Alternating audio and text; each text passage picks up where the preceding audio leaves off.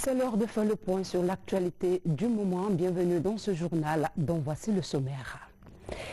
Pendant que les précipitations demeurent bonnes à Conakry, Farana enregistre de faibles pluies qui affectent le processus de croissance des cultures. Un moment décisif pour le bon déroulement de la campagne agricole. Environnement, des efforts pour atténuer le recul de nos forêts. 1650 hectares seront reboisés. L'ONG CIPAD Guinée participe à cette transition. Son action sur le terrain a été d'organiser une marche verte du centre émetteur à la forêt de Demedoula. Et puis nous finirons cette édition par le dossier Siligate présent au tribunal arbitral des sports. Mais bien avant le jugement, une nouvelle sur une pétition alimente l'actualité à Conakry. Les détails dans ce journal avec Ali Kamara. Mesdames et messieurs, bonsoir et bienvenue dans ce journal. Création du premier réseau des journalistes et communicants agricoles de Guinée, un secteur économique peu connu par les journalistes. Ce réseau entend se rapprocher du domaine agricole pour s'imprégner des maux qui freinent son développement tout en contribuant à viabiliser les activités du monde rural. Le point avec Abdoulaye Diallo. Le monde rural regorge des secteurs générateurs de revenus pour l'économie nationale. Dans l'objectif de viabiliser les potentialités rurales guinéennes, le réseau des journalistes et communicants agricoles Rejocoma voit jour. Ce premier réseau médiatique du monde rural dans notre pays a pour but de collecter, de traiter et de diffuser toutes les informations agricoles en vue d'accroître le niveau de perception des partenaires. Alors, félicitations à vous d'accepter de venir auprès du développement rural. Beaucoup n'acceptent pas de venir parce que c'est un mode à part, quoi. Et c'est des journalistes entre ici à New York ou d'ici Paris. Et ils ne pensent pas qu'il faut aller à Koudia ou il faut aller à Yomou, là-bas, à Djéké, pour voir la forêt de l'EVA et du palmier à huile. Le ministre de l'Information et de la Communication a dit toute sa satisfaction pour la mise en place de ce réseau. En dépit de tous les efforts qui sont consentis dans ce secteur, la population n'est pas suffisamment informée de ce qui se passe dans le secteur agricole. Or, il n'aura échappé à personne que le monde agricole occupe 70% de la population active guinéenne et majoritairement des femmes qui travaillent sans relâche dans nos différentes contrées à l'intérieur du pays pour nourrir leur famille, mais aussi pour nourrir la population guinéenne. Donc, eu égard à l'importance de ce monde agricole, il est extrêmement important que les journalistes puissent s'organiser afin de pouvoir donner un écho suffisant et vraiment efficace aux actions qui sont menées non seulement dans le cadre des activités des ministères régaliens qui sont chargés de ce secteur, mais aussi dans le cadre de l'initiative présidentielle qui entreprend d'énormes réformes pour essayer d'améliorer le développement du monde agricole dans notre pays. Au cours de cette première Assemblée générale consultative, un bureau exécutif de 7 membres est officiellement élu pour un mandat de 2 ans. Avec la mise en place de ce premier bureau, les membres du Rejocoma s'engagent à relever le défi et à booster le secteur avec leur savoir-faire. Comme vous le savez, la pluviométrie s'est relevée très abondante à Conakry et environ, avec des dégâts enregistrés à Koya. Pendant ce temps, les précipitations sont défavorables dans la région de Farana. Les pluies se font rares, ce qui risque d'affecter le processus de croissance des cultures agricoles. Fodé Camara nous signe ce reportage. À plus de 400 km des pluies diluviennes de Conakry, les producteurs du centre géographique de la République sont confrontés à un déficit pluviométrique. Théâtre d'une agriculture pluviale, le fleuve Tenkiso et ses affluents ont du mal à déborder pour inonder les berges cultivées depuis des lustres dans le Oulada. Cela a fait que tout ce qui était dans ce qu'on appelle Bafara à Malinké, ce qui est proche de Tenkiso, les gens n'ont pas pu le cultiver parce qu'ils s'attendaient à une pluviométrie qui allait déborder. Et aujourd'hui, c'est resté comme ça n'a pas été cultivé. Tout au long du Tenkiso, depuis l'amont là-bas jusqu'à l'aval, ce n'est pas le cas, c'est le contraire. Les gens s'attendaient peut-être qu'il y aurait eu beaucoup de pluie et ça ne pourrait pas, comme d'habitude. Mais cette année a été une année exceptionnelle. Ce bouleversement du calendrier agricole est constaté avec amertume à quelques endroits dans la région administrative de Farana, de Dabola à Dinguiraï, comme ici dans la commune rurale de Dialakoro. Et même les périmètres aménagés de la commune urbaine de Farana sont moins arrosés cette année. Le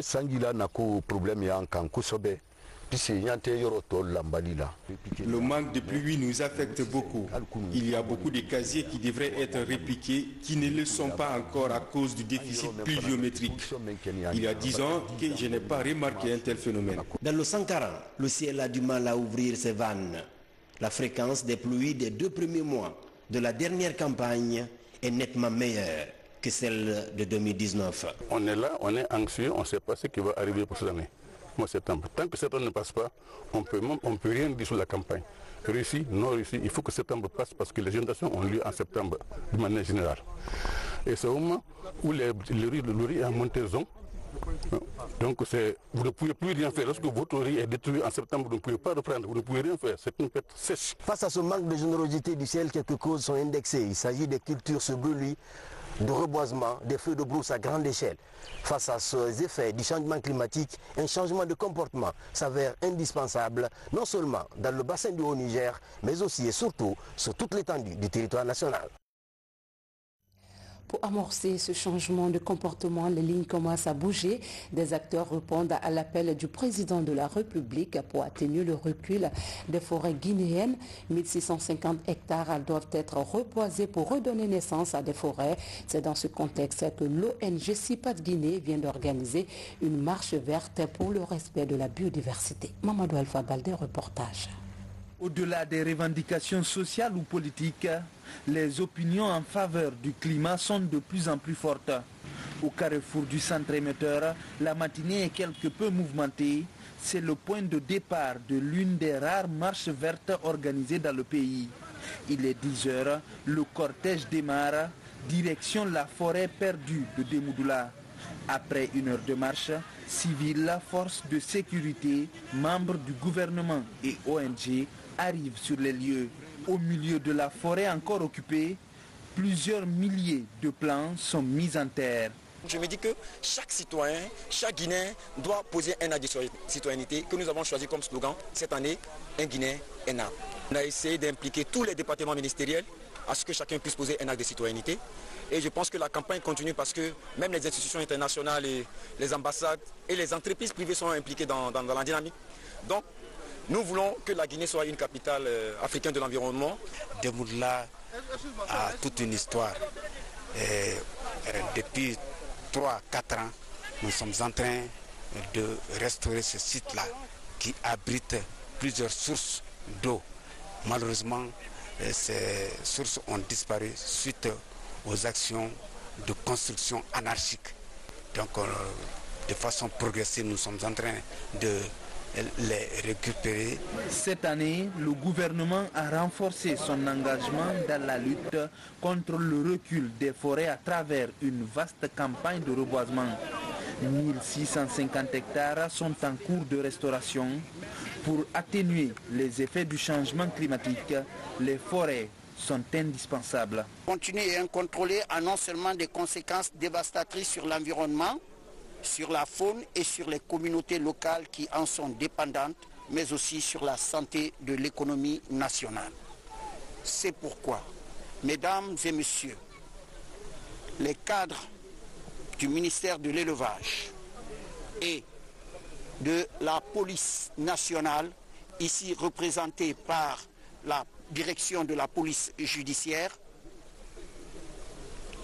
se sont mobilisés autour de moi pour venir procéder à la restauration de la couche végétale de la forêt de Demoudoula en plantant 25 000 plants sur ce site. La mobilisation en faveur du climat est un signe encourageant dans la lutte contre la dégradation des écosystèmes. À l'image de CIPAD Guinée, de nombreux acteurs et institutions mesurent l'urgence climatique et comptent agir pour un monde plus vert. Ce projet de plantation d'arbres partout en Guinée, initié par le chef de l'État, fait du chemin. Le mouvement de soutien des actions du ministère de l'Environnement s'engage dans cette dynamique en mettant en terre près de 1000 plants pour reconstituer le couvert végétal. Le point avec Nabi Kamara. Planter pour sauver la vie et redorer l'image de Conakry, jadis perle des capitales ouest-africaines. C'est le slogan de ces jeunes spécialistes des questions environnementales qui clôturent leur semaine de reboisement dans la commune de Kaloum.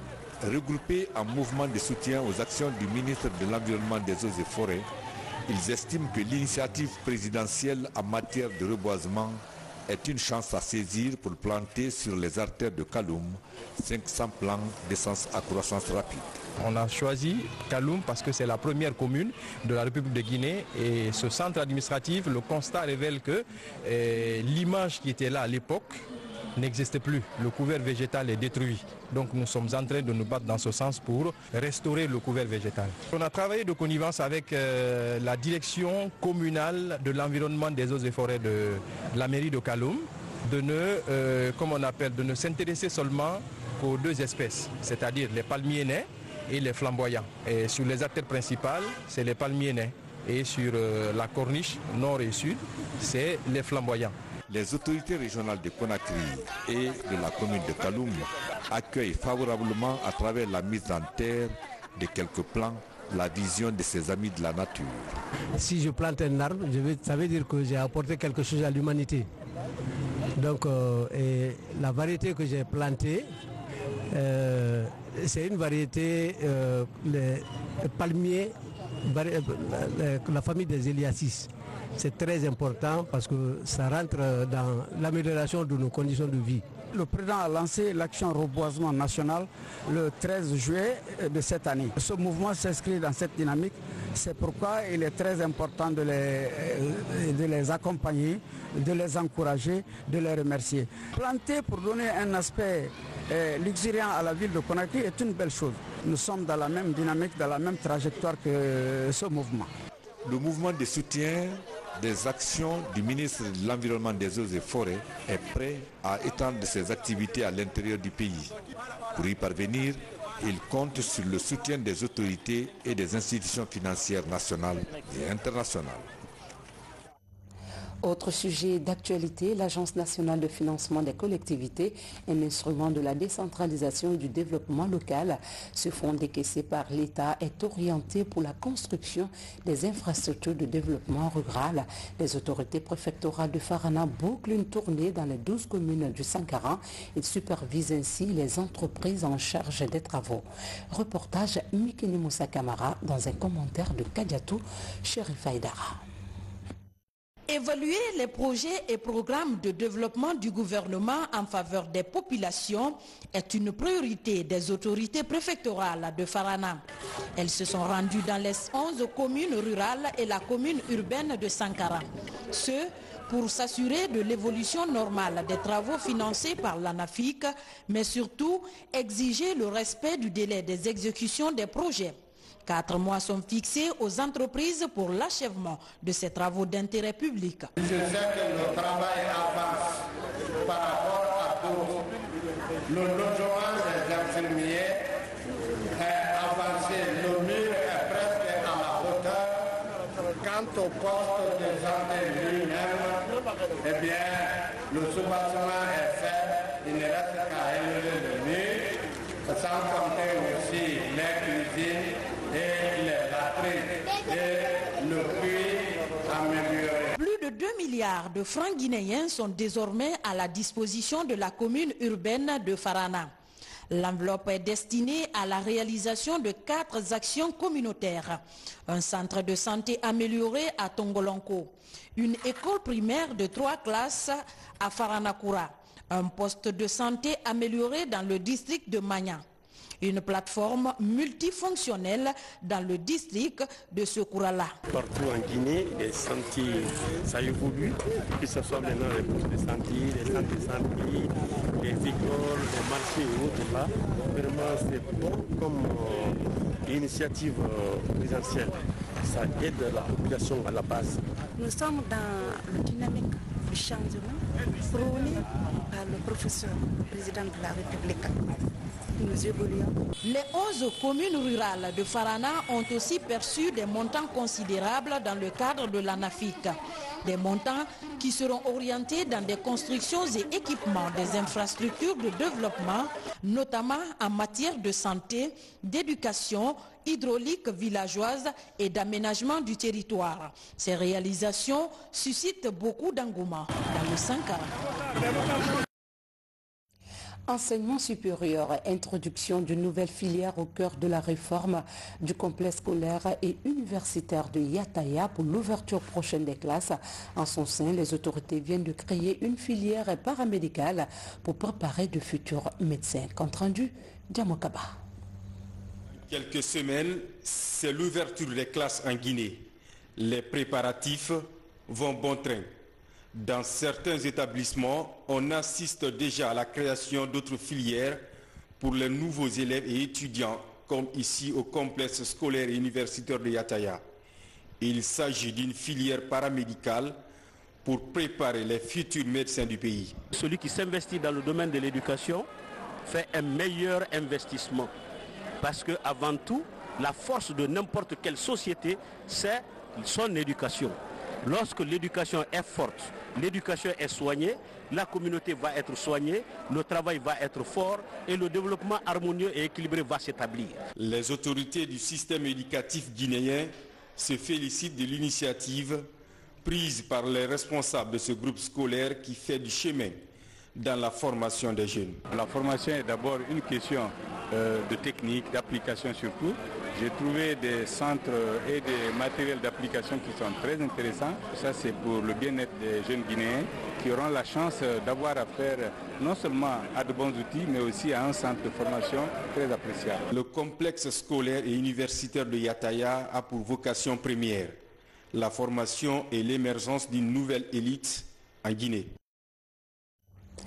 Parlons mandarin dans ce journal, c'est la langue officielle chinoise enseignée à l'université Gamal Abdel Nasser de Conakry depuis 2018.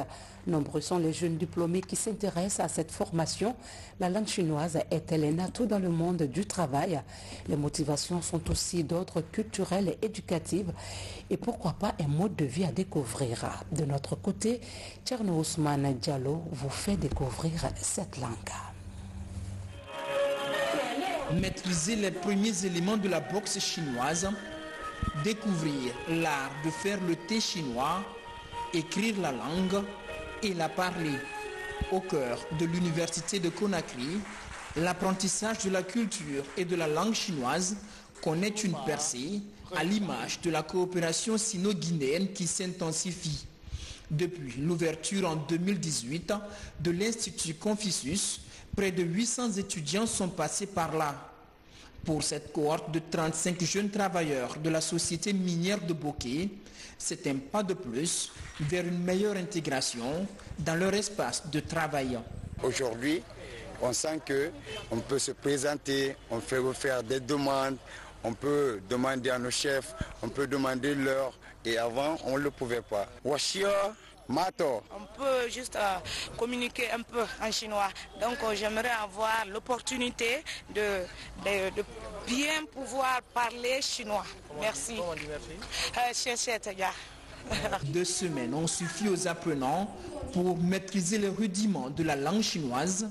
Avec les outils à leur disposition, ils vont perfectionner leurs connaissances et contribuer à l'essor de leur société.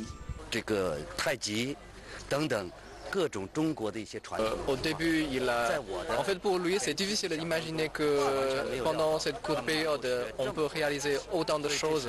Et ça prouve également que le peuple guinéen, vous êtes vraiment avoir beaucoup de talent. Avec l'implantation en Guinée de plus en plus importante de sociétés chinoises et le développement de la coopération bilatérale, l'apprentissage de la langue devient un atout en favorisant l'installation de l'Institut Confucius au sein de la première université du pays. Le gouvernement guinéen veut accroître les opportunités d'insertion pour les jeunes, tant au niveau national qu'international. Quand on dit déjà on a près de 700-800 qui sont formés, c'est incroyable. Ne voyez pas cette petite place, puisque les cours c'est par roulement. Il y a les cours de lundi, parce que c'est 2 fois seulement dans la semaine. Si vous avez le temps le week-end, donc venez le week-end, vous recevez votre cours. Si c'est la matinée, que ce soit de lundi jusqu'au samedi, c'est par roulement, de telle sorte qu'il y a 3, 4, 5 classes qui passent par jour. La formation des employés du consortium SMB Winning à l'Institut Confucius de Conakry vient conforter un vaste programme de renforcement de capacité à un moment où la société lance de grands investissements dans son extension et dans la construction d'une raffinerie d'alumine, par exemple. De l'humanitaire à présent, une journée de consultation gratuite s'est tenue ce week-end au village de Kalouka dans la préfecture de Bouquet, un programme d'une structure médicale qui lutte contre la mortalité maternelle et la pauvreté dans les milieux défavorisés. On en sait un peu plus dans ce reportage de Abdul Aziz Baldé. C'est une assistance sanitaire dont bénéficie le district de Kalouka, situé à 25 km de la ville de Bouquet. L'un après l'autre, les patients passent pour une consultation gratuite. Le chef du village, Gibril Mané, reçoit ces produits avec beaucoup d'enthousiasme après avoir subi un examen. Je souffrais de la fatigue, en même temps, je touchais beaucoup. Avec ça, j'ai reçu maintenant ce produit. Je suis très content de l'élever. Depuis 6 heures, je suis ici. J'ai envoyé mon enfant. Les docteurs m'ont dit qu'il a le palu. Aujourd'hui, on m'a donné des produits gratuits. Je suis contente car l'hôpital est très loin d'ici. Pour cette journée riche en activités, plusieurs pathologies ont été détectées. Pour la plupart des cas, rien de grave n'a été notifié. Nous avons des cas de paludisme. Nous avons détecté également de possibles pathologies parasitaires, des atteintes parasitaires probables. Nous avons également des infections respiratoires, quelques infections digestives également. Cet appui humanitaire est un programme de la structure médicale dénommé Nyandou Kadi. Aujourd'hui, l'engouement dépasse les attentes. Mon constat est qu'il y a un engouement, vraiment un engouement par rapport aux éditions passées. On pense que le fait de faire de l'humanitaire doit être le b.a.-ba pour tous les médecins et venir en aide aux populations. Créée depuis 2014, cette structure sanitaire œuvre dans l'humanitaire, avec pour mission principale accompagner le gouvernement guinéen dans la lutte contre le paludisme et la mortalité maternelle et infantile dans les communautés vulnérables. Autre sujet d'actualité, l'une des préoccupations majeures du chef d'état-major des armées est d'assurer la sécurité des populations guinéennes et de leurs biens.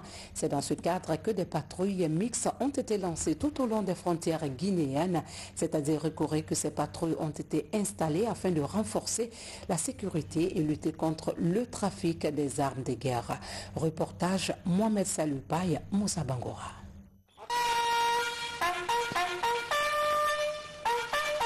C'est après la montée des couleurs nationales que les hommes en uniforme des services de défense et de sécurité composant la patrouille mixte ont reçu des instructions devant caractériser leur attitude lors de cette mission de surveillance le long des frontières sud du pays. C'est une action qui fait partie des axes prioritaires du chef d'état-major général des armées et du chef d'état-major de l'armée de terre. Le but, c'est quoi? Fouiller, rechercher, traquer les bandits et les trafiquants de coagulum dans la région. Surtout, renouer la confiance avec la population. Cette mission régalienne de l'armée visant la défense de l'intégrité territoriale de la Guinée a été vivement saluée par l'autorité régionale, autorité qui a remercié l'état-major général des armées pour cette belle initiative qui permettrait aussi de renforcer la cohabitation civilo-militaire à Zérékouré. Allez dans tous les coins et recoins le long de nos frontières, traquer tous les malfaiteurs, tous ceux qui s'opposent au développement de chez nous, à la quiétude sociale. Votre mission, c'est de défendre l'intégrité du territoire. Mais avec votre présence, le long des frontières, vous allez prouver aux populations qu'elles sont sécurisées. Ce sont des hommes aguerris, prêts à assumer cette mission dans les règles de l'art qui se sont embarqués à la portion centrale de la 4e région militaire de Nzériké pour les localités de Thio et de Lola, zone frontalière avec la Côte d'Ivoire et le Libéria voisin. Les citoyens de Kouroussa sont partants pour le projet de nouvelle constitution. Ils l'ont démontré au cours d'un carnaval, occasion opportune pour le ministre du Budget de procéder à la pose de certains édifices d'intérêt public. Salif Oussila, Mamadi Gassama, reportage. À l'image de certaines préfectures, les citoyens de Kouroussa commémorent la date anniversaire du retour de professeur Alpha Condé en Guinée. L'événement qui est célébré en différé se tient sous fond de carnaval et de meetings géants. À travers ces séries de manifestations, les filles et fils de Kouroussa renouvellent leur adhésion au programme de société du président de la République, mais également au projet de nouvelle constitution. Il y a une dynamique qui a été développée dans le cadre du bien-être des populations. Et face à cela, le bienfait doit être reconnu. Les populations de Kouroussa, toutes composantes y compris, ont souhaité manifester aujourd'hui. Cette forte mobilisation des populations de Kouroussa est le fruit de nombreux projets de développement réalisés en faveur de leur localité. Au nom de ces réalisations, on peut citer la construction de lycées et collèges modernes, la maison des jeunes et une gare routière. À cela s'ajoute le bitumage de 15 km de voirie urbaine offert récemment par le président de la République. Cela témoigne l'attachement du peuple en général de Guinée, particulièrement de Kouroussa, aux idéaux du président de la République. Les idéaux qui sont bâtis sur le développement, bâtis sur l'entraide sociale, bâtis sur l'unité, sur la paix. Et je crois que la population de Kouroussa a prouvé une fois de plus qu'elle soutient Alpha Condé, qu'elle approuve le projet de société d'Alpha Condé, qu'elle est pour une consultation nationale en vue d'aller vers des textes fondamentaux qui vont régir la vie de la nation. Après le meeting, place à la pose des premières pierres de certaines infrastructures sociales de base. Il s'agit du vestibule des Sages, la rénovation et l'extension de l'hôpital préfectoral de Kouroussa. Ces deux édifices bénéficieront d'un financement de l'Agence nationale de financement des collectivités, ANAFIC. L'actualité, c'est aussi le dossier Silligate, un dossier qui continue à être feuilleté sur la table du tribunal arbitral des sports, instance suprême en matière de litige sportif. L'affaire connaît un nouveau coup de théâtre avec le recours en annulation déposé par les avocats de Amadou Diaby contre le rapport de la commission d'éthique. Mais en entendant ce jugement, une pétition divise les anciens joueurs de l'équipe nationale. Alia Kamara pour en savoir davantage. C'est l'un des rebondissements du Silligate, une pétition qui fait le tour des réseaux sociaux et qui est attribuée aux anciens de l'équipe nationale. Le document fait référence à la décision de la commission d'éthique de la Fédération guinéenne de football. Il est indiqué que les signataires partagent la décision du comité à l'encontre de Paul Put et Amadou Diaby. Un des noms qui apparaît sur le document est celui de Lucien Bendou Guilaou, ancienne internationale guinéenne des années 80. Je partage l'esprit de cette pétition parce que, si vous vous souvenez, après la défaite, j'ai eu des réactions. J'ai eu des réactions parce que la corruption avait déjà touché notre équipe, parce que je n'admettais pas, par exemple, qu'on paye des primes pour des matchs amicaux et qui plus est des matchs qu'on a perdus, parce que l'entraîneur ne maîtrisait plus son équipe, parce que l'indiscipline gagnait du terrain dans notre équipe. Donc, une bonne équipe, c'est une équipe disciplinée et la discipline incombe au staff technique. D'autres noms sont aussi cités, des acteurs incontournables de la grande épopée du Sili après la période Afia, des noms qui pourtant ne s'identifient pas à cette pétition. L'ancienne internationale Aboubakar Titi Camara fait partie de cette autre catégorie qui estime ne même pas être au courant de ce que porte ce tract. Quand j'ai vu cette liste et la pétition aussi, que soi-disant que c'est les anciens qui ont initié cette pétition, moi de près ou de loin je ne suis pas concerné.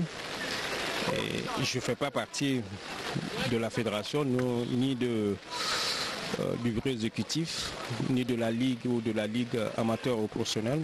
Je pense que, vous savez, depuis que nous avons arrêté, on n'est plus en activité sur le terrain.